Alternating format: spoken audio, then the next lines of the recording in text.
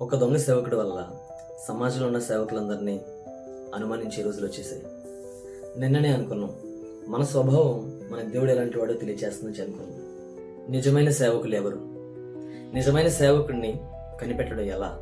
దేవుడి మాట అన్నాడు, చెట్టును చూసి దాని ఫలం మంచిదని తెలుసుకోండి. మీ మధ్యకు గొర్రెబొచ్చు కప్పుకున్న తోడేలు కూడా ఉన్నాయి. నిజమైన బోధకులు, అబద్ధ బోధకులు తేడా తెలుసుకోవడం ఎలా?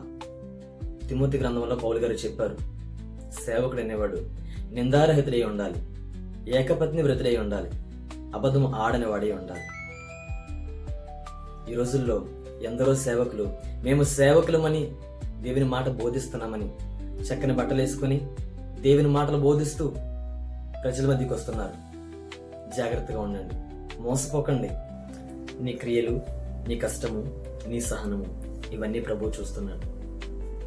అపోస్తులు కాకయే తాము అపోస్తులమని ప్రజలను మోసపరిచేవారని మీరు పరీక్షించి అబద్ధికులని కనుగొన్నారని ప్రభు ఎఫెసు సంఘం గురించి అభినందించారు. మీరును ఆ వరుసలోకి వెళ్తారు.